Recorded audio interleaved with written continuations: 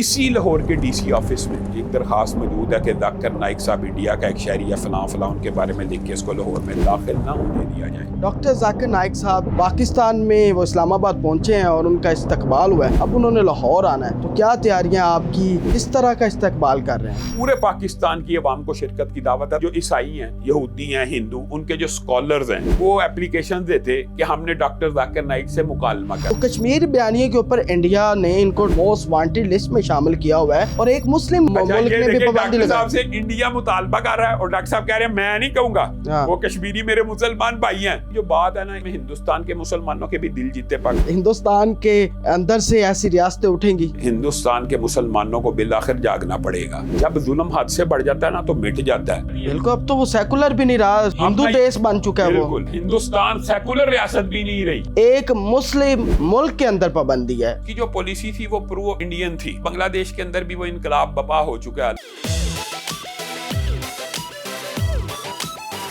السلام علیکم پاکستان، میں ہوں آپ کا میزبان زین آسی اور آپ دیکھ رہے ہیں GNN اسٹوڈیوز پوڈ کاسٹ۔ آج میرے ساتھ موجود ہیں جمعیت اہل حدیث پاکستان کے صدر جناب علامہ ہشام الہی ظہیر صاحب۔ سر بہت شکریہ، آپ نے اپنا قیمتی وقت دیا۔ مرحبا۔ ڈاکٹر ذاکر نائک صاحب جو ہیں پوری دنیا میں ان کو جانا جاتا ہے، پہچانا جاتا ہے، لاکھوں لوگوں کو مسلمان کر چکے ہیں۔ پاکستان میں وہ اسلام آباد پہنچے ہیں اور ان کا استقبال ہوا ہے، اب انہوں نے لاہور آنا ہے، تو کیا تیاریاں آپ کی کس طرح کا استقبال کر رہے ہیں؟ مینار پاکستان تو سب کے سامنے آتا ہے۔ اب بات یہ ہے کہ جو عوامی پروگرام 6 ہیں، ہاں 6 عوامی پروگرام ہیں، کچھ یونیورسٹیز میں پروگرام ہیں اور اس کے علاوہ کچھ اور شہروں میں بھی پروگرام عوامی ہوں گے۔ وہ جو عوامی پروگرام ہیں ان میں پورے پاکستان کی عوام کو شرکت کی دعوت ہے، تو اس حوالے سے انشاءاللہ جو مینار پاکستان کا پروگرام ہے اس میں جمعیت اہل حدیث کے کارکنان وافر شریک ہوں گے۔ لیکن یہاں پہ ایک بات میں یہ کہنا چاہتا ہوں کہ اے کاش کہ ان کے آنے کے بعد ہم پاکستانی ان کا استقبال دیدہ و دل فراش راہ کے طور پہ پوری اسلام اور کلمہ گو ہونے کے ناطے کرتے، اور ہمارے ہاں جو عیسائی ہیں، یہودی ہیں، ہندو، ان کے جو اسکالرز ہیں وہ اپلیکیشن دیتے کہ ہم نے ڈاکٹر ذاکر نائک سے مکالمہ کرنا۔ سوالات جوابات کا سلسلہ ہوتا ہے، سوالات جوابات کا سلسلہ ہوتا ہے۔ لیکن مجھے یہ بڑے دکھ اور افسوس سے کہنا پڑ رہا ہے کہ ہم یہ چاہتے تھے کہ جو عیسائی یہاں پہ ٹاپ کلاس ان کی اسکالرز کی ہے، یا ہندو مت کی ٹاپ کلاس اسکالرز کی ہے، ان کو ڈاکٹر صاحب سے مکالمہ کروایا جائے۔ ان کی فیلڈ ہے نا، ادیان میں ماہر ادیان کے ماہر ہیں، تو ان کے ساتھ مکالمہ ہونا چاہیے، اور یہ آبویس تھا کہ ہوگا۔ لیکن ہوا کہ اب پاکستان کے اندر مسلمانوں ہی میں سے کلمہ گو مسلمانوں نے انہیں مناظروں اور مباحثوں کا چیلنج دینا شروع کر دیا۔ چاہیے تو یہ تھا کہ ہم ان کے مناظرے اور ڈیبیٹ سنتے، عیسائیوں کے ساتھ، یہودیوں کے ساتھ، ہندو مت کے ساتھ، اور اسلام کا اور دیگر مذاہب کے مابین جو سملیرٹیز ہیں ان کو اجاگر کیا جاتا ہے، یا جو اختلافات ہیں ہمیں ان سے اختلاف کیا ہے وہ اس کو اچھے انداز میں بیان کر لیتے ہیں۔ تو وہ ہم پورے پاکستان کے اندر یہ پیغام پوری دنیا کو دیکھیں جی پاکستان کا سب سے بڑا اسکالر یہ ڈیبیٹ ہوئی ہے، آپ فیصلہ کر لیں۔ ہمارے یہاں پہ انہوں نے قدم نہیں رکھا، یہاں پہ ایک خاص طبقہ فکر نے ان کو مناظروں کے چیلنج دی، ان کے خلاف درخواستیں دی۔ آپ کو میں ایک حیران کن بات بتاتا ہوں، ان کے خلاف درخواستیں بھی دی گئی ہیں۔ ابھی میں آپ کو یہ جو آپ بات کر رہے ہیں، میں آپ کو ایک مثال دیتا ہوں۔ اسی لاہور کے ڈی سی آفس میں ایک درخواست موجود ہے کہ ذاکر نائک صاحب انڈیا کا ایک شہری یا فلاں فلاں ان کے بارے میں لکھ کے اس کو لاہور میں داخل نہ ہونے دیا جائے۔ آپ مجھے ایک بات بتائیں کہ لاہور میں ہی داخل نہ ہونے دیا جائے؟ یہ درخواستیں آن دی ریکارڈ موجود ہے۔ آزاد کشمیر میں درخواست دی گئی، جب ان کو پتہ لگا کہ شاید وہاں کی اسمبلی میں جائیں گے تو وہاں پہ بھی نہ جائیں۔ آپ کو اب میں کیا بتاؤں کہ ہر جگہ ان کے خلاف درخواستیں دی جا رہی ہیں۔ تو یہ دکھ کی بات ہے، المیہ کی بات ہے کہ کیا ہم فرقہ پرستی میں اور فرقہ وریت میں اس حد تک گر چکے ہیں کہ ایک شخص جس کا میدان ہی فرقہ وریت نہیں ہے، بالکل، کیا اس کا میدان فرقہ وریت فکر نہیں ہے ان کی اسپیشل؟ نہیں، میں کہتا ہوں فرقہ وریت ان کا میدان ہے، نہیں ہے، بالکل۔ کیا آپ نے آج تک ڈاکٹر صاحب کو رفع دین کے اوپر مناظرہ کرتے ہوئے دیکھا ہے؟ نہیں۔ یا سینے پہ ہاتھ باندھنے کے اوپر، یا فاتحہ حلف الامام کے اوپر، نہیں۔ یا تقلید کے اوپر؟ نہیں۔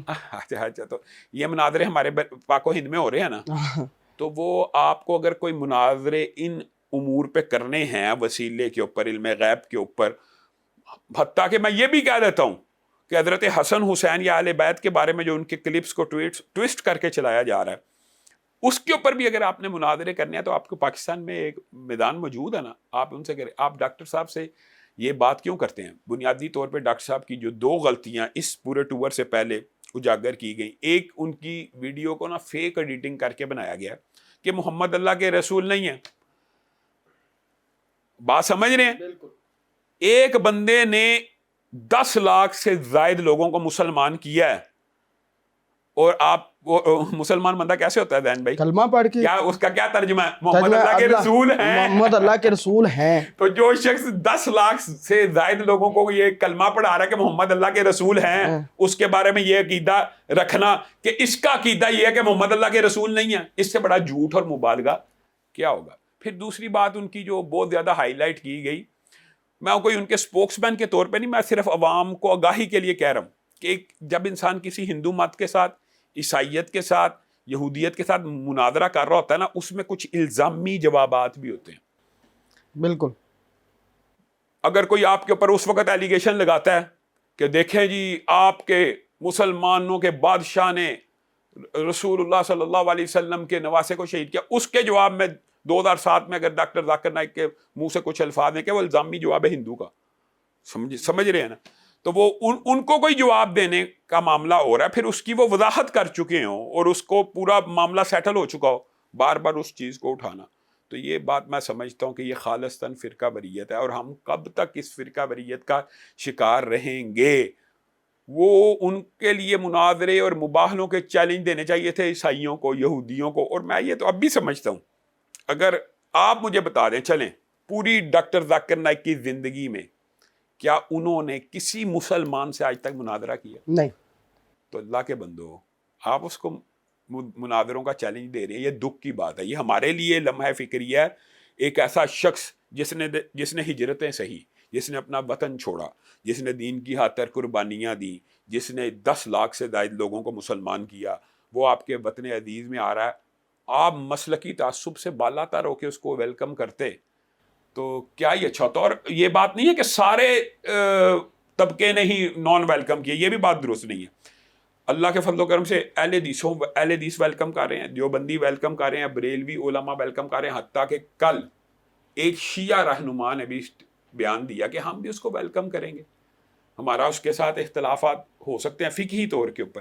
تو میں یہ سمجھتا ہوں کہ یہ جسٹر ہوتا تو ڈاکٹر صاحب کا یہ دورہ زیادہ فروٹفل ہو جاتا. اس وقت تھوڑے سے مسائل ہیں، سیکیورٹی رسک بن گیا، سیکیورٹی ایشوز بن جاتے ہیں دین بھائی، یہ بن جاتے ہیں، ساری سی بات ہے، یہ بن گئے ہیں. لیکن 2003-4 میں بھی جب آئے تھے تب یہ اتنا زیادہ ایشو نہیں ہوا جو اب زیادہ اس کو 93 میں 93 میں آئے تھے. اس وقت ایک تو یہ تھا کہ ڈاکٹر صاحب اتنے پاپولر نہیں تھے. ڈاکٹر اسرار سے بھی مل کے گئے وہ تھے. ڈاکٹر اسرار صاحب کے پاس آئے تھے، وہ ان کا پرسنل دورہ تھا.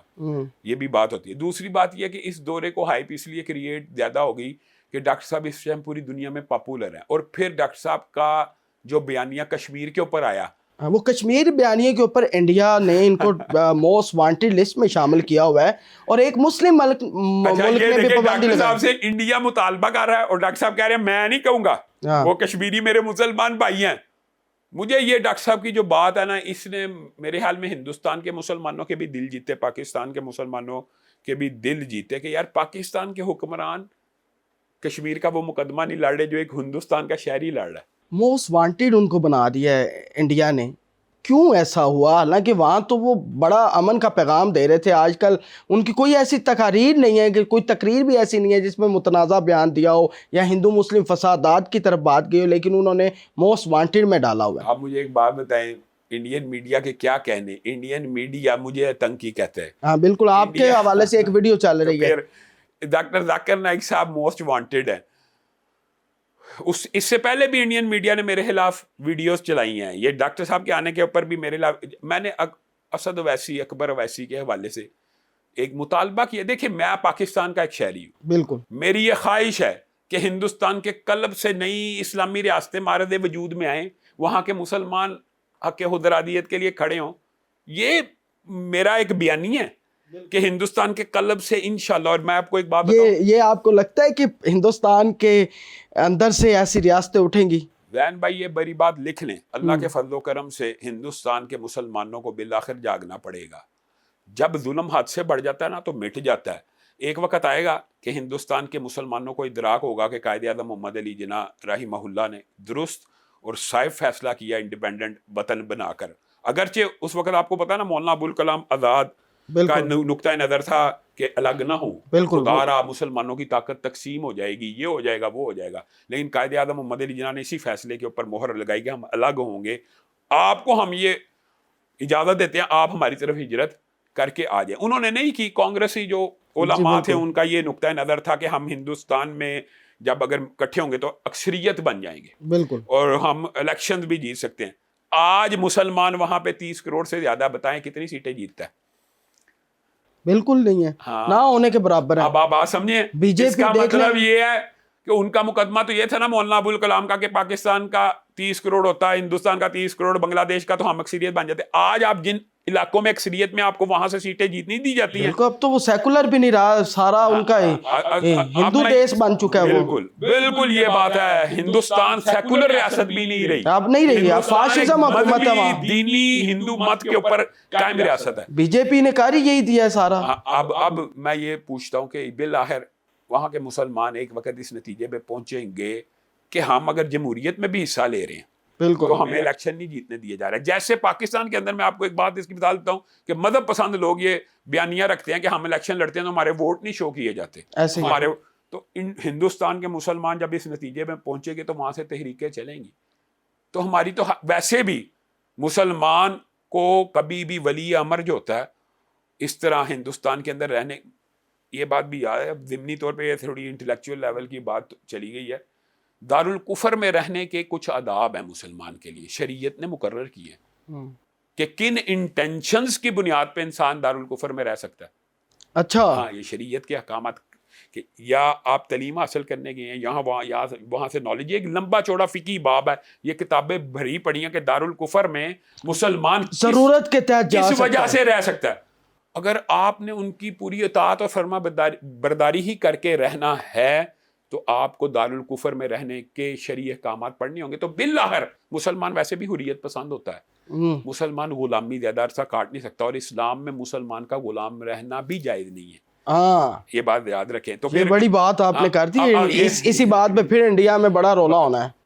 میرے پہلے بھی اسی ویڈیو کے اوپر رولا پڑا تھا, تو انہوں نے کہا کہ یہ اکبر اویسی کو, اسد اویسی کو باہر, حالانکہ میرا ان کے ساتھ کوئی رابطہ نہیں, اور شاید وہ اس وقت میری سوچ کے حامل بھی نہ ہو. بالکل, تو لیکن میں نے یہ کہا انشاءاللہ انڈیا کے قلب سے نئی ریاستیں, اور آج بھی میرا دعویٰ ہے انشاءاللہ انڈیا کے قلب سے کئی مسلم ریاستوں کا وجود ہوگا. ہم کشمیر کو رو رہے ہیں نا, صرف کشمیر نہیں, انشاءاللہ ایک نہیں کئی مسلم ریاستیں. دیکھیں گجرات کے اندر جو مسلمانوں کے ساتھ ہوا, حیدرآباد, دکن. اچھا چلیں اس بات کو چھوڑیں, ہماری آج کل پاکستان کی عوام کو جوناگڑھ کا پتہ نہیں پتا, نہیں پتا, تو ان کو یہی نہیں پتا کہ یہ پاکستان کا حصہ تھا. بالکل, مطلب یہ ہے جوناگڑھ ریاست پاکستان کے حق میں تھا ان کا. تو پھر میں یہی کہہ رہا ہوں نا, تو اللہ کے فضل و کرم سے ایک وقت آنا ہے کہ وہاں سے یہ ریاستیں پیدا ہونی ہیں. اس وجہ سے وہ میڈیا تو وویلا ڈال رہا ہے کہ بھائی یہ کیسی بات ہوئی کہ ذاکر نائک تو ہندوستانی تھا, اپنے آپ کو کہتا تھا, اب پاکستان کے مسلمان اس کو اپنا بھائی سمجھتے ہیں. اچھا یہ اسلام کی خوبی ضرور ہے ذہن بھائی, مسلمان ہندوستان کا ہو, افغانستان کا ہو, جہاں کا ہو, جب کسی دوسرے مسلم ملک میں جاتا ہے مسلمان بن کے جاتا ہے. بالکل, تو انما المؤمنون اخوہ تو ہے نا. بالکل, امت چاہے مرحومہ ہو چکی ہے لیکن امت تو ہے نا. بالکل, لیکن اس میں ایک چیز میں اور ایڈ کروا دوں گا. چلے انڈیا کی سمجھ آتی ہے, برطانیہ میں بھی پابندی ہے ڈاکٹر ذاکر نائک پہ, ایک مسلم ملک کے اندر پابندی ہے, بنگلہ دیش کے اندر وہاں پابندی ہے ڈاکٹر ذاکر نائک. تو وہ اس کی جو پالیسی تھی وہ پرو انڈین تھی. اب بنگلہ دیش کے اندر بھی وہ انقلاب بپا ہو چکا ہے اللہ کے فضل و کرم سے. اللہ کے فضل و کرم سے بنگلہ دیش کے مسلمان بھی دیکھیں, وہاں پہ پہلی دفعہ جب سے بنگلہ دیش بنا ہے قائد اعظم محمد علی جناح کے حق میں تقریب ہوئی ہے. قائد اعظم محمد علی جناح کے حق میں تقریب ہونا بنگلہ دیش کے اندر یہ بہت بڑی نظریاتی فتح ہے, جو بنگلہ دیش کے مسلمانوں کو اس وقت انگیز کیا گیا کہ پاکستان کے مسلمان سے آپ الگ ہو جائیں. اس کے اندر میں مانتا ہوں ہمارے جو صاحب اقتدار لوگ تھے ان کی بھی غلطیاں ہوں گی, ہو سکتی ہیں, لیکن وہ پرو انڈین جو پالیسی تھی اس کی وجہ سے ڈاکٹر صاحب کے اوپر پابندی ہے. وہ انشاءاللہ جب یہ نگران حکومت کا دور گزر جائے گا, اسلام پسندوں کی یا کچھ معتدل لوگوں کی اگر حکمرانی آ گئی جو اینٹی پاکستان نہ ہو اور پرو انڈین نہ ہو تو ڈاکٹر صاحب کی وہاں پہ بھی پابندی ختم ہو جائے گی انشاءاللہ. اچھا علامہ صاحب، پاکستان کے اندر بڑے بریلوی مسلک سے تعلق رکھنے والے بڑے عالم ہیں ڈاکٹر اشرف آصف جلالی صاحب. انہوں نے باقاعدہ طور پہ مناظرے کا چیلنج کر دیا ہے. تو میں شروع میں ہم نے جو بات کی ہے انہی کے مناظرے کے حوالے سے تھی. اگر وہ مناظرہ کرنا چاہتے تو آپ کرنے دیں. میں کہتا ہوں اگر وہ مناظرہ کرنا چاہتے ہیں تو ہم حاضر ہیں نا. ہمارے جمعیت اہل حدیث آپ کے ساتھ کر لیں. آصف اشرف جلالی صاحب آپ کے ساتھ. آصف اشرف جلالی صاحب جب دل چاہے جس وقت چاہے جمعیت اہل حدیث کے مناظرین ان کے لیے حاضر ہیں. وہ اپنی تباہ آزمائی شوق پورا کر لیں لیکن وہ کبھی بھی سامنے ہمارے مناظرین کے سامنے بھی نہیں آئیں گے. کیونکہ ایک ہوتا ہے یہ آپ یہ بتانا ایک فیم حاصل کرنا یا شہرت آپ کے نزدیک ہے کہ وہ سستی آصف اشرف شہرت کی بھی بات ہوتی ہے. دوسری بات یہ آصف اشرف جلالی صاحب ان کی جو بیسک لینگویج ہے وہ تو انگلش ہے. اگر انہوں نے کہا میں نے انگریزی میں مناظرہ کرنا ہے تو آپ مناظرہ کرنے کے اہل ہی نہیں. اور مناظرہ آپ نے کرنا کس بات کے اوپر ہے؟ آپ نے اللہ معاف کرے ہندو مت کی طرف سے کرنا ہے، عیسائیت کی طرف سے کرنا ہے. وہ صرف غیر مسلموں سے کرتے ہیں اور ہم آپ کو دیکھیں ہمارا وسعت قلبی وہ وسیلے پہ کرنا چاہیے کہ محمد صلی اللہ علیہ وسلم سے مانگنا حرام ہے. مجھے یہ بات ہے ہماری وسعت قلبی دیکھیں کہ وہ مناظرہ کرتے ہیں غیر مسلموں سے اور ہم آج بھی آصف اشرف جلالی صاحب آپ کو مسلمان سمجھتے ہیں. آپ بات سمجھتے لیکن وہ جو مسلمان سمجھتے ہوئے ان کو یہ کہتے ہیں اگر وہ وسیلے کے اوپر مناظرہ ڈاکٹر صاحب نے اس پہ تو باقاعدہ طور پہ اپنی دوبارہ ویڈیو ریکارڈ بھی کروا دی تھی اور اس متنازع بیان کے اوپر دوبارہ وضاحت بھی پیش کر دی تھی. ڈاکٹر صاحب بات ویسے بھی بتائیں وہ جو آپ کہہ رہے ہیں وہ وضاحت آ گئی تھی، وہ بھی وضاحت آ چکی ہے ان کی وضاحت. دوسری بات یہ ہے کہ ڈاکٹر صاحب کو یہ بات سوچنی چاہیے کہ کیا ذاکر نائک صاحب کا وسیلے کے حوالے سے جو موقف ہے کیا ان کا انفرادی ہے؟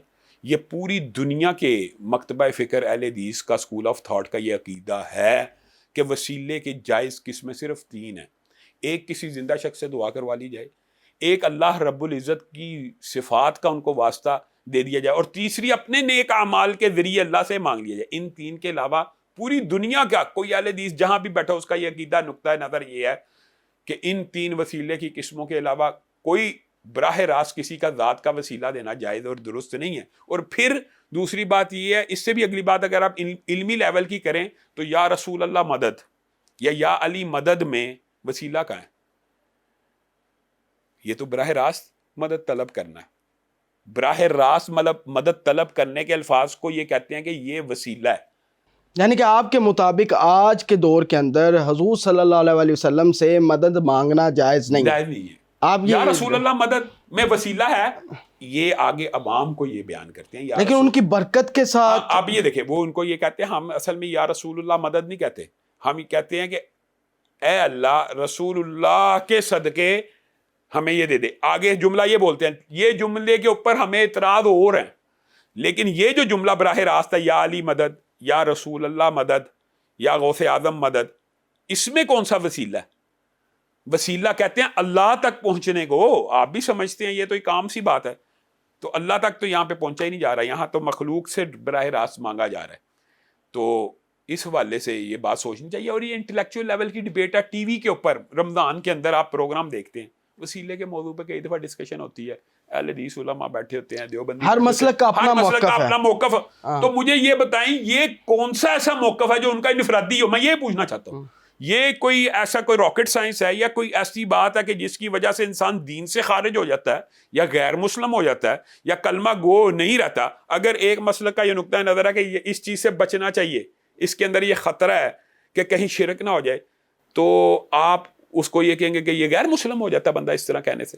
تو یہ تو عالم یعنی اجماع امت ہے کہ اس طرح کے مسائل سے نہ کوئی دین اسلام سے خارج ہوتا ہے نہ دین اسلام سے نکلتا ہے. اعمال میں شرک ہونا یا کفر ہونا یا فسق ہونا یا فجور ہونا ایک قطعی اور بات ہے.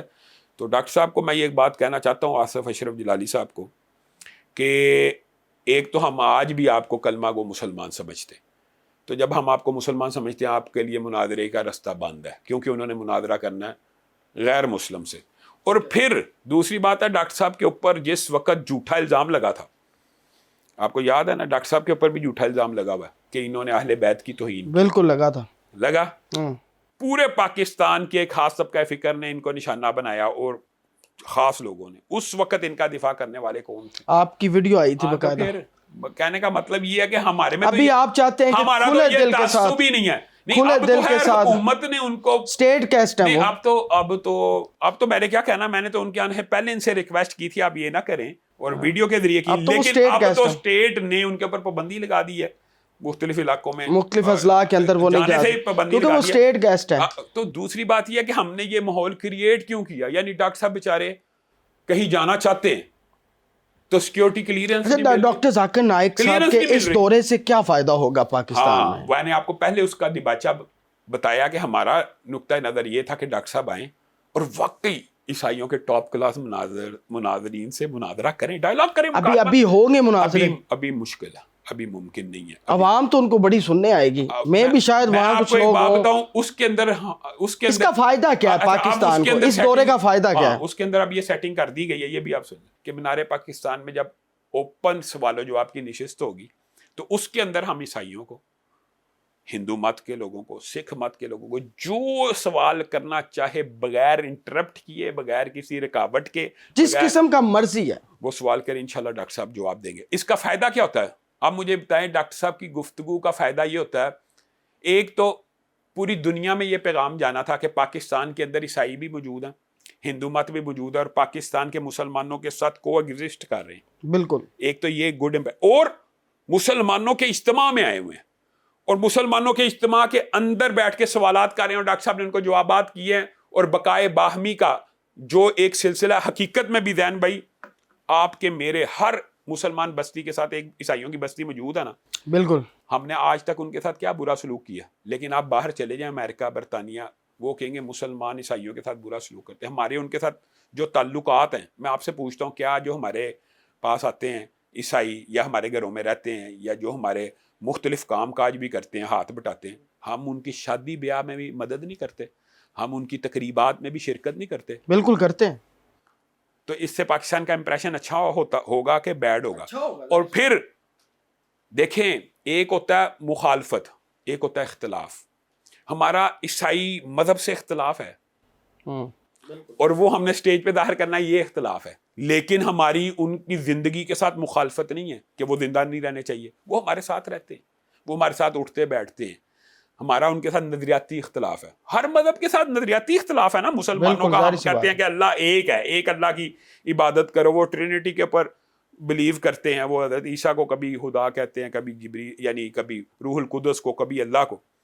تو یہ مسائل لوگوں کو سمجھانے کے اس کا فائدہ کیا ہوتا ہے؟ میں یہ سمجھتا تھا کہ ڈاکٹر, اور میں یہ آج آپ کو سورۃ بقرہ کے اندر بھی ہے کہ اسلام کو باقی مذاہب کے اندر جو ہے وہ ڈسکس کیا جائے تاکہ لوگوں کو فائدہ پتہ چلے اسلام کا. میں بتاتا ہوں, ہمارا المیہ ایک ہے پاکستان میں, ہم مسلمان علماء نے, اب تو اللہ کے فضل و کرم سے عبد الوارث گل یا ہاون رشید بٹ جیسے علماء یہاں پہ پیدا ہو گئے ہیں, لیکن حقیقت میں میں اپنے آپ سے یہ سوال کروں یا ممبر و محراب اور علماء سے, ہم نے کتنی محنت کی ہے عیسائیت کے خلاف سے مراد ان کو تبلیغ کرنے کی کتنی محنت کی ہے؟ بالکل نہیں ہے.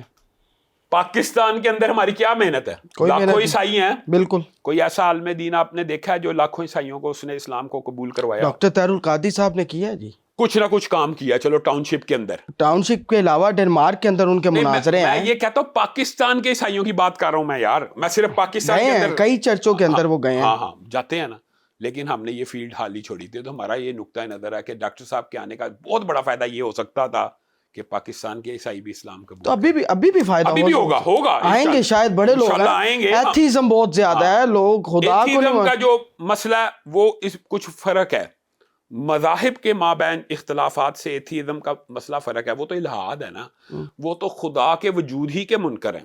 جو عیسائی ہوتا ہے, لیکن خدا کا وجود کے اوپر بھی انہوں نے بڑا مناظرہ کیا ہوا ہے. خدا کے وجود کے اوپر بھی ڈاکٹر صاحب کی گرپ ہے, لیکن بہرحال یہ تقابل دیان سے باہر کی فیلڈ ہے. مثال دے رہا ہوں, ایتھیزم جو ہوتا ہے نا, الہاد جو ہوتا ہے, وہ تو خدا کے وجود کا منکر ہوتا ہے. مذہب جو بھی ہوگا, مذہب کی بنیاد خدا ہوتی ہے, یہ بات یاد رکھیں. بالکل, دنیا کا کوئی مذہب ایسا نہیں جس میں ایک خدا کا تصور. بالکل ایسے ہی ہے. اور ادیان کے اوپر تو وہ اسپیشلٹی ہے, تو وہ ادیان کے اوپر اسپیشلٹی. تو انشاءاللہ ابھی بھی مایوسی والی بات کوئی نہیں ہے. اللہ کے فضل و کرم سے 12-13 اکتوبر کو دیکھ رہے ہیں, یہ جب وہ ایک سمت کا متعین ہو گئی ہے نا, تو پھر پاکستان کے علماء سامنے آئے, ہر کریا کوچا عیسائی بھائیوں کے پاس جا کے انہیں تبلیغ کریں اور ان کو اسلام کی دعوت دیں. ہم یہ سننے میں دیکھتے ہیں فلاں عالم فلاں ملک چلا گیا تبلیغ کرنے. بھائی آپ کے یہاں پہ جو عیسائی رہتے ہیں آپ نے ان کے اوپر کتنی محنت کی ہے. آپ اب یہاں کے عیسائیوں کو جتنے بھی دوسرے مذہب سے تعلق رکھنے والے ان کو دعوت دیں کہ وہ آئیں 12-13 اکتوبر کو. آپ دیں 12-13 اکتوبر کو کیا میں کہتا ہوں مزار قائد کے اوپر جو مینار پاکستان کو کراچی میں, اور اسی طرح اسلام آباد میں جو پروگرام ہے 19-20 کا, اسی طرح 11-12-13 کو بغیر کسی ڈرے, کوئی ڈرنے کی بات نہیں. پاکستان میں آپ کو پتا یہ اقلیتیں محفوظ ٹھیک ہے, وہ آئیں آ کے سوالات کریں, اپنے اشکالات پیش کریں, اور وہ جو جی چاہے پوچھنا چاہتے ہیں وہ پوچھیں. انشاءاللہ ڈاکٹر صاحب ان کو جواب احسن طریقے سے دیں گے انشاءاللہ.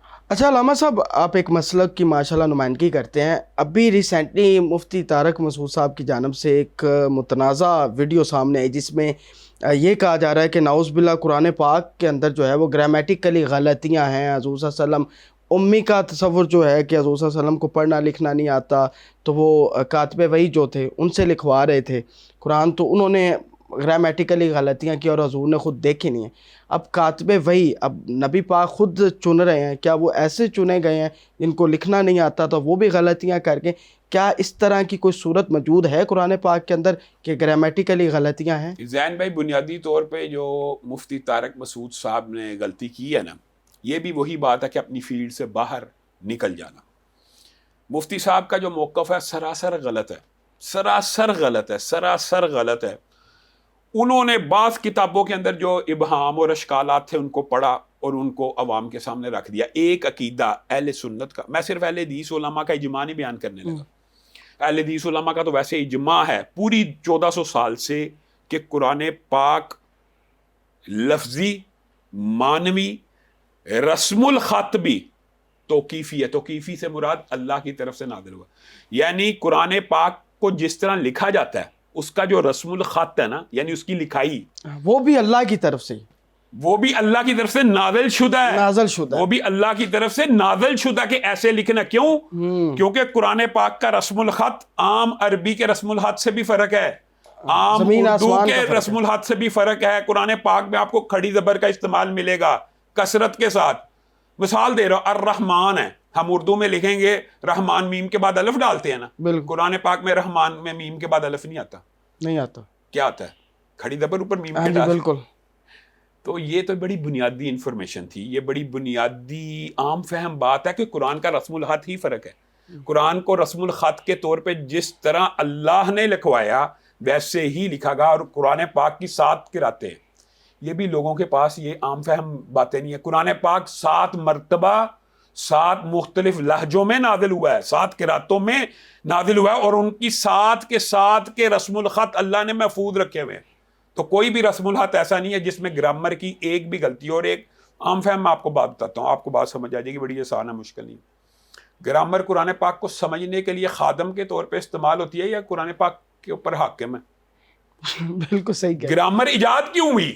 گرامر کی ایجاد اگر تو قرآن پاک سے پہلے کی ہے تو پھر کسی کے ذہن میں یہ اشکال آ سکتا تھا, لیکن عربی گرامر کے امام ابو الاسود دولی, امام سیبوے جو نحو صرف کے امام سمجھے جاتے ہیں, جنہوں نے گرامر کی ابتدائی, اور آپ کو پتہ یہ جو گرامر کی ابتدا ہے اس کے بارے میں جو مشہور ترین اور صحیح مستند قول ہے, اس کی ابتدا حضرت علی سے ہوئی. یہ بڑی حیران کن بات ہے کہ حضرت علی نے کلمے کی اقسام کو ڈیفائن کیا, اسم, فعل, حرف, اور کہا کہ اس انداز میں اب لکھ دینی چاہیے. کیوں؟ کہ اب یہ قرآن پاک اجمیوں کے پاس جانا ہے. ٹھیک ہے, تو گرامر کو مرتب کیا جائے. گرامر لینگویج کے اندر موجود تھی لیکن اس کے قوانین موجود نہیں تھے لکھے ہوئے. بالکل, وہ قوانین سارے بعد میں لکھے گئے ہیں. تو بعد میں جو چیز لکھی گئی ہو وہ پہلے کے اوپر حاکم ہو سکتی ہے؟ نہیں, قرآن حاکم ہے. تو پھر قرآن پاک کی جو گرامر ہے نا وہی گرامر چلے گی, وہی اور اسی کو اصل مانا جائے گا. اور اس کے اندر اچھا قرآن پاک کی جو ابتدا ہے, مجھے ایک بات بتائیں, وہ لا ریبہ فی سے ہو رہی ہے. لا ریبہ, اب اس کا مطلب تو ہے ہی نہیں ہے. آپ بتائیں, لا ریبہ فی جس میں شک و شبہ ہی کوئی نہیں. تو قرآن پاک کی ذہن بھائی ابتدا کہاں سے ہو رہی ہے؟ ذالک الکتاب لا ریبہ فی.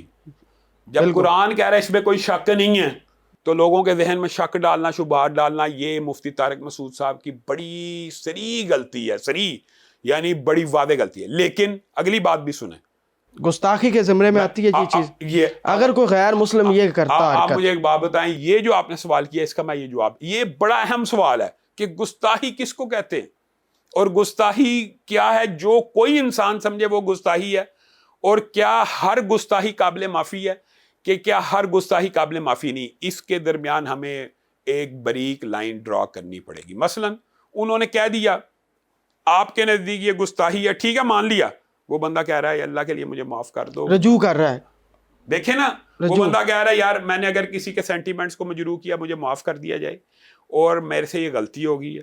پہلے ان کا رجوع کچھ یہ مبہم تھا. عام انسان کے لیے بھی یہ چیزیں ہیں, عام بندے کے لیے بھی. اچھا, اگر اس سے بیچارے سے غلطی ہو ہی جاتی, اسے نہیں پتا. اب یہ بات ہے, یہ تو ہمارا مقدمہ ہے اہل حدیث اسکول آف تھاٹ کا, یہ مقدمہ تو ہم پیش کرتے ہیں نا, اللہ کے لیے ماورائے عدالت قتل نہ کیا جائے. یہ مقدمہ تو ہمارا ہے, ہم یہ مقدمہ پیش کرتے ہیں کہ جو ملزم, اچھا یہ بھی سن لیں, یہ بھی ہمارا کچھ اختلاف موجود ہے. جو ملزم ہے جس کے اوپر الزام لگا صریح توہین کا کہہ رہا ہوں, ایک جس نے توہین کیا اس کو بھی صفائی دینے کا حق ہے عدلیہ کے سامنے, بالکل اس کو بھی حق ہے. یعنی اس کو بھی آپ جلاؤ گراؤ کر کے جلا نہیں سکتے, اس کو بھی آپ پتھراؤ کر کے مار نہیں سکتے, اس کو حق ہے اپنی صفائی دینے کا. یعنی کہ یہ عقیدہ, یہ اسکول آف تھاٹ یہ بڑا ضروری ہے. آپ کو پتا نا یہ ہمارا اسکول آف تھاٹ میں تھوڑا ڈفرنس موجود ہے. یہ ہے ہم یہ چاہتے ہیں یہ سب کا یہی ہونا چاہیے, اس میں تو میرے خیال سے اختلاف ہونا ہی نہیں چاہیے. ہمارے معاشرے میں ایک گروہ ہے نا جس کا یہ ہے کہ دیکھ لیا ہے, وہ چاہے اس کا نہ کوئی دیکھے. ہمارے معاشرے کا جو طرز عمل ہے, اسکول آف تھاٹ کو ایک وقت فی الوقت ذرا کچھ سائڈ پہ رکھیں. ہمارے معاشرے کا ایکچوئل طرز عمل کیا ہے, او یار فلاں نے قرآن جلا دیا, خود بھی نہیں دیکھا, فلاں نے جلا دیا, ساروں نے حملہ کیا, اس کو زندہ ہی جلا دیا, اس بندے کو زندہ. ایسے ہی تو یہ ایگزسٹ کر رہا ہے نا معاشرے میں. آپ کہہ رہے ہیں ہونا چاہیے, ہمارے معاشرے میں زندہ نہیں جلایا گیا لوگوں کو, جلایا گیا, یہ غلط روش ہے. تھانوں کو جلایا نہیں گیا, ہمارے معاشرے میں لاشوں کو جلایا نہیں گیا. بتائیں. اچھا ایک بات ہے, میں کہتا ہوں ملزم حقیقی بھی ہے, ملزم حقیقی بھی ہے. دیکھیں تب بھی اسے صفائی میں بتاتا ہوں, اس کی بڑی آپ فہم, آپ کو بات سمجھ آئے گی. ایک ملزم حقیقی ہے, مطلب ایک بندہ کہتا ہے میرے سامنے اس نے یہ جملے کہے ہیں, بالکل یہ بھی تو ثابت کرنا نہ کہے ہیں, یہ بندہ بھی تو جھوٹ بول سکتا ہے نا, بالکل سر, بالکل یہ جھوٹا الزام لگا سکتا ہے نا. بالکل بالکل ایسے ہی ہے. تو یار اس چیز کو بھی تو کوئی آپ نے ویٹ دینا. ضروری ہے کہ ہر بندہ سچا ہو. ایک بندے کے جائیداد کا جھگڑا اور وہ کسی کے اوپر توہین کا الزام لگا دے کہ میں نے سنا تھا اس نے رسول اللہ صلی اللہ علیہ وسلم کو یہ کہا ہے, اور جھگڑا اس کا جائیداد کا ہو, مجھے یہ بتائیں تو پھر اس بندے نے توہین کیا کہ اس نے کیا؟ جو جھوٹ پھیلا رہا ہے, جو جھوٹ منسوب کر رہا ہے, جو جھوٹ منسوب کر رہا ہے, کتنا بڑا جھوٹ منسوب کر رہا ہے رسول اللہ کی توہین کا, یہ کوئی چھوٹا الزام. عام مسلمانوں کو یہ بات سمجھائیں آپ. ابھی اس پلیٹ فارم سے میں یہ بات کہنا چاہتا ہوں کہ آپ کو ایک بندہ کہتا ہے فلاں بندے نے توہین کی ہے, تو اس ملزم کو حق حاصل ہے کہ وہ اپنی صفائی دے, اور اس مدعی کو حق حاصل ہے کہ یہ ثابت کرے. مفتی طارق مسعود کی صریح غلطی پہ بھی کیا کرنا چاہیے وہ بھی بتائیں. مفتی طارق مسعود صاحب کی صریح غلطی کے اوپر ان کو رجوع کرنا چاہیے تھا, انہوں نے کر لیا. ان کو معافی مانگنی چاہیے تھی, انہوں نے مانگ لی. اب ان کا تیسرا مرحلہ ہے اللہ سے معافی مانگنا. وہ بھی ایسے عالم جو ہوتے ہیں وہ اللہ سے بھی معافی مانگ لیتے ہیں, اور اس کے بعد میرے خیال میں ان کے اوپر اب توہین کا الزام لگانا غلط ہے. دیکھیں کیونکہ ایک انہوں نے تکرار کیا نا کہ یہ میری تعبیر کی غلطی تھی, میرے سے تعبیراً الفاظ کے چناؤ میں غلطی ہوگی. ایک بندے کی نیت ہی نہیں ہے. لیکن آپ ایک منصب پہ بیٹھے ہیں, لوگ تو بیٹھے ہیں کہ کس طرح یہ ممبر رسول پہ بیٹھنے والے غلطیاں کریں, وہ نکالیں, اور وہ پھر لوگوں کے سامنے بھی دیکھیں جی یہ قرآن کے ان کے اپنے بندے کہہ رہے ہیں. سر الہاد اس وجہ سے آپ دیکھ لیں نا, ایتھیزم, وہ غلطیاں نکالتے ہیں. اس بات کو لے کے جو ملحد ہیں انہوں نے بڑا شور و غوغا کیا ہے, تو پھر سر یہ تو نقصان اسلام کو پہنچا ہے کہ نہیں پہنچا. وہ اس منصب پہ بیٹھ کے اس طرح کی مسٹیک کرنا بہت بڑی میرے خیال سے یہ نہیں ہونی چاہیے. بالکل نہیں ہونی چاہیے, اس سے کوئی اختلاف نہیں ہے, بالکل نہیں ہونی چاہیے. لیکن میں ایک بات اور بتاتا ہوں, ایک بندہ ہے, رسول اللہ کی صحیح حدیث ہے, ایک بندہ شدت جذبات میں کیا اٹھا کہ اے اللہ میں تیرا رب اور تو میرا بندہ, اے اللہ میں تیرا رب اور تو میرا بندہ. اللہ نے اس کو بھی معاف کر دیا کیونکہ وہ جذبات سے, وہ اس کی انٹینشن یہ تھی کہ میں تیرا بندہ اور تو غلطی کو اس طرح بھی نہیں پکڑنا چاہیے کہ سلپ آف ٹنگ کو پکڑ لیا جائے. یہ آپ کو سلپ آف ٹنگ لگتا ہے؟ نہیں یہ سلپ آف ٹنگ نہیں ہے, لیکن میں ایک عوام کو جیسے آپ کہہ رہے ہیں کہ آگاہ حوالے دیے گئے ہیں باقاعدہ یہ بتاتے ہوئے, حوالے ایک بار نہیں, یہ حوالے دیے گئے, پوری ویڈیو آپ نے مفتی صاحب کی دیکھی, حوالے دیے گئے تھے کہ اس طرح کاتبے بھائی لکھ رہے تھے. لیکن میں آپ کو ایک بات بتاؤں, یہ ان کی فاحش غلطی ہے, اور ہم تو اہل حدیثوں کا. آپ کے نزدیک قرآن پاک کی گرامر جو ہے وہ سپیریئر ہے؟ گرامر کا اصل میں مسئلہ انہوں نے بیان کیا ہے, ساتھ انہوں نے اصل میں رسم الخط کا کیا ہے, تو رسم الخط کے اوپر تو اجماع امت ہے کہ اللہ سے نازل کیا ہے, یعنی کہ وہ سپیریئر ہے. ان کے آگے الف ہی آنا ہے, یہ اللہ نے لکھوایا ہے, یہ اللہ نے لکھا ہے. تو مجھے اس کے بعد مجھے ایک بات بتائیں, اگر مثال دے رہا ہوں, لیٹس سپوز کسی کے ذہن میں یہ اشکال تو آ سکتا ہے نا, غلط لکھا ہے, تو کیا جبریل امین کا آمد کا سلسلہ بند ہو گیا تھا؟ میں ایک آپ سے سوال الزامی پوچھتا ہوں. نہیں, آ ہی رہے تھے, آ رہے تھے نا. تو اللہ رب العزت کی وحی نبیوں پہ تو آتی ہے نا, چلو عام انسان کو اللہ تعالیٰ براہ راست خطاب نہیں فرماتے, نبیوں میں کرتے ہیں, بالکل, تو اللہ تعالیٰ اس وقت ٹھیک نہیں تھا کرا سکتا. یہ تو اعتراض ہی لگا ہوا ہے, بات سمجھ. اس کے بعد بھی آئی ہے, اس کے نبیوں کے بعد ہم وحی کے قائل نہیں, مطلب اس کے بعد کئی سال وحی آئی ہے, وہی آتی رہی ہے نبی کے دور, پہلی صورت ہے, پہلی صورت کے بعد کئی. یہ تو ساری زندگی یعنی وحی آتی رہی, لیکن نہ اللہ کو پتہ چلا, نہ جبریل امین کو پتہ چلا, نہ رسول اللہ کو پتہ چلا. یہ ان کی بہت بڑی غلطی ہے.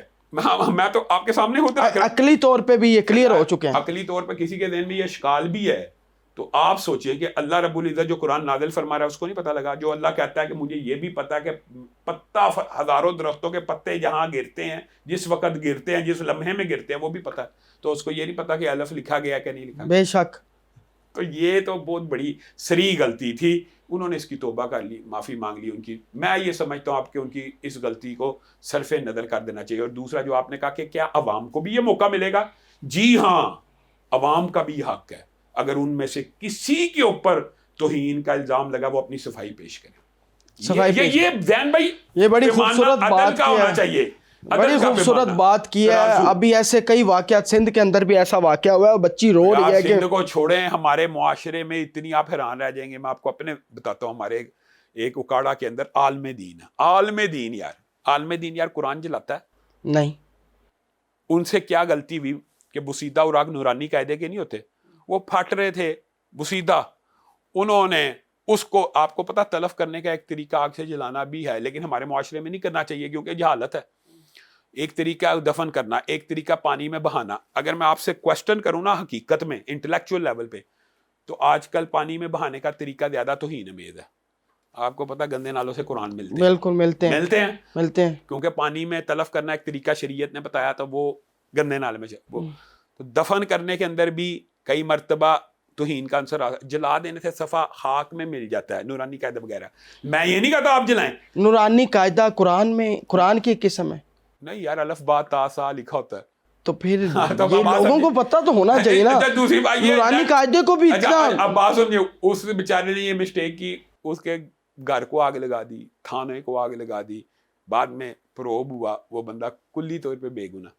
یار کوئی عالم دین, میں صرف ایک معاشرے سے یہ سوال کرتا ہوں, ایک عالم دین ہو جو 30 سال قرآن کی سبق سکھاتا ہو, جو دین سکھاتا ہو, کیا وہ توہین کی نقطہ نظر سے قرآن جلا سکتا ہے؟ بالکل نہیں جلا سکتا. یار یہ تو مسلمانوں کو کم از کم یہ خیال کرنا چاہیے کہ جس بندے پہ الزام لگ رہا ہے اس کو صفائی کا موقع تو دیں یار, کچھ تو یار ٹائم دو, کچھ پوچھو تو صحیح کچھ. بالکل ہماری عوام. لیکن دوسری بات, دوسری طرف بھی یہ کہنا چاہتا ہوں, اس کا یہ مطلب نہیں ہے کہ توہین ہوتی نہیں ہے. توہین ہوتی ہے بھائی, اب معاشرے کے اندر آپ دیکھ لیں توہین کتنی عام ہو گئی ہے. ایتھیسٹ ملحد سریعام توہین کرتے ہیں نا, تو یار ان کو بھی تو پروب کرنا, لیکن ان کو علمی طور پہ جو آپ دیکھیں ان کو صحیح راستے میں بھی تو لے کے آنا چاہیے. مثال دے رہا ہوں, معاذ اللہ رسول اللہ کو برا بلا کہنا شروع کر دے تو اس کے اوپر تو پرچہ ہونا چاہیے نا. نہیں وہ تو ہونا چاہیے, تو نہیں ہوتا, میں یہ کہتا ہوں وہ بھی نہیں ہوتا. وہ بھی یعنی آپ دونوں علمی حوالے سے بھی علماء کرام کو چاہیے کہ لوگوں کو, نوجوان نسل کو جو ہے وہ اسلام سے دور ہو رہے ہیں. اچھا ایک بات اور میں آپ سے سوال پوچھتا ہوں, یہ جو آپ کو ریئیکشن نظر آتا ہے معاشرے کا, جو لوگ جلا دیتے ہیں توہین کے اوپر, یہ کس وجہ سے آپ کے خیال میں آپ سے پوچھتا ہوں؟ میرے نزدیک تو یہ ایک جہالت ہے. ہمارے علماء کرام میں, لیکن اس کی کوئی وجہ کیا آپ کو نظر ہے؟ میں اس کی وجہ بیان کرتا ہوں. اس کی وجہ یہ عوام کے ذہن میں ان کے ذہن سازی مکتبہ فکر نے یہ ذہن سازی کیا بھائی ممبر رسول پہ بیٹھ کے یہ ذہن سازی کی گئی ہے کہ اگر آپ نے اس کو نہ مارا تو اس کو سزا نہیں ملے گی، نہیں ملے گی. تو یہ بات بھی حقیقت ہے ذہن بھائی کہ 75 سال میں ایک بھی توہین رسالت کا ملزم پھانسی پہ نہیں چڑھا. اس کو پہنچنے ہی وہاں تک نہیں دیا گیا. یہ بھی تو دیکھیں نا, یہ بات نہیں ہے، یہ بات نہیں ہے. وہاں بتائیں کون ایسا توہین کے مقدمے ہوتے ہیں مثال کے طور مجھے ایک بات پہ بتائیں، وہ اتنا پریشر کیا جاتا ہے. ایک بھی نے بھی نہیں توہین کی. نہیں ابھی تک تو فیصلہ عدالتوں میں بھی اتنا پریشر آ جاتا ہے, عوام کا جمع غفیر علماء اکرام پریشر میں لے آ جائے. پریشر آنے کا مطلب ہے کہ سزائے موت ہو, ایک کو بھی نہیں ہوئی, اس کا کیا وجہ ہے؟ یہ بھی سوچنے کی ضرورت ہے. مطلب آپ بتا دیں کن کو نہیں ہوئی. اس کی وجہ یہ ہے کہ جب قانون جو ہوتا ہے نا کسی ملزم کو سزا نہیں نہ دیتا, پھر لوگ قانون ہاتھ میں لیتے ہیں. لیکن ابھی ہم مفتی طارق مسعود پہ رہتے ہیں کہ ان کی یہ غلطی آپ سمجھتے ہیں کہ اب انہوں نے رجوع کر لیا ہے تو اب معاملہ رفع دفع ہونا چاہیے. معاملہ رفع دفع ہونا چاہیے. اور باقی قرآن پاک کے اندر کوئی, میں یہ حق ہر ایک کو دینا چاہتا ہوں کہ کوئی بندہ بھی صفائی دے, کوئی بات. اور قرآن پاک افضل ہے جی, اور قرآن پاک سے زیادہ کوئی کتاب افضل نہیں ہے. اس کے اندر رسم الخط ہے, اس کی جو جس طرح کی بھی جو قرآن پاک کی گرامر ہے وہی گرامر ہے. عربی کی اپنی گرامر ٹھیک ہونے والی ہے. آپ نے جو بات کی ہے نا, اس حوالے سے لوگوں کے ذہن میں ایک اور سوال آتا ہے, مجھ سے لوگ پوچھتے بھی یار یہ زیر زبریں تو بعد میں لگی ہیں. اور بھائی زیر زبریں وہ اجمیوں کے لیے تھی ضرورت. نہیں بات سنتے, زیر زبریں بعد میں لگی ہیں, لیکن کیا وہ پڑھی پہلے نہیں تھی جاتی؟ اسی انداز سے پڑھی جاتی تھی. اس کو آسان کرنے کے لیے لگایا گیا. یہ نہیں تھا کہ ذالکہ کے اوپر زبر ہی نہیں تھی, ذالکہ ہی پڑھا جاتا تھا. بالکل وہ اس کو پڑھنے کا طریقہ اجمیوں کو سکھانے کے لیے لگایا گیا. تو اس کے اندر کوئی بھی ابہام نہیں ہونا چاہیے کہ اللہ رب العزت کا چیک اینڈ بیلنس رسول اللہ کی پوری زندگی کا احاطہ کیے ہوئے ہے. جو اللہ نے چاہنا تھا دین ویسے پورا ہونا تھا. رسول اللہ صلی اللہ علیہ وسلم نے یہ بات صحابہ کو گواہ بنا کے پوچھی تھی کہ میں نے دین پورا پہنچایا. اگر تو میرا آپ کا نقطہ نظر ہے نہیں دین میں سے کچھ رہ گیا ہے, اگر تو میرا آپ کا نقطہ نظر ہے کہ دین رسول اللہ کچھ پہنچانا چاہتے تھے لیکن پہنچا نہیں سکے اور اللہ بھی نہ پہنچا سکا, تو آپ نے قرآن پاک کو سمجھا نہیں ہے. قرآن کہتا ہے دین کامل ہے, دین مکمل ہے, دین پورا ہے. ایک گلاس بھرا اس کے اندر ایک قطرہ بھی ڈالا جائے گا اچھا لگ جائے گا. دین روز روشن کی طرح عیاں ہے. کسی بندے کا ذاتی ذہن ہو سکتا ہے دین میں یہ بات رہ گئی تھی, رسول اللہ نہیں بتا کے گئے, میں بتا رہا ہوں.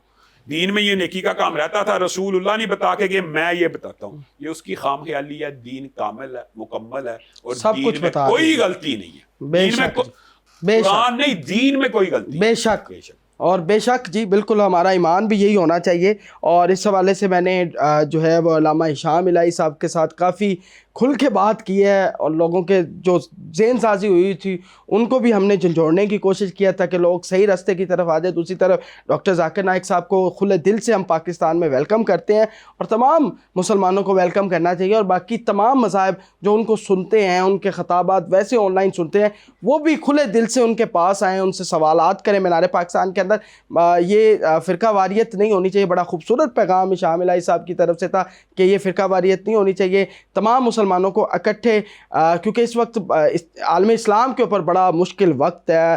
آپ کو پتہ ہے فلسطین, لبنان, یہ تمام صورتیں یہود و نصارہ اکٹھے ہو چکے ہیں, اور مسلمان جو ہیں وہ بکھر چکے ہیں. ابھی مسلمانوں کو اکٹھے ہونے کی ضرورت ہے, اور یہ بکھرے ہوئے ہیں. تو یہ ان کی جانب سے ایک بڑا محبت کا پیغام تھا, اور یہ پیغام ہمارے چینل کے توسل سے آپ تک پہنچ رہا ہے کہ تمام مسالک جو ہیں وہ ایک جٹ ہو جائیں, اور تمام مسلمان ایک جٹ ہو کر جو ہے وہ اسلام کی تبلیغ کریں تاکہ اسلام کا بول بالا ہو سکے. اور اسی کے ساتھ اس پوڈ کاسٹ کو زیادہ سے زیادہ شیئر کیجیے گا. اپنے میزبان زین آصف کو اجازت دیں. اللہ حافظ.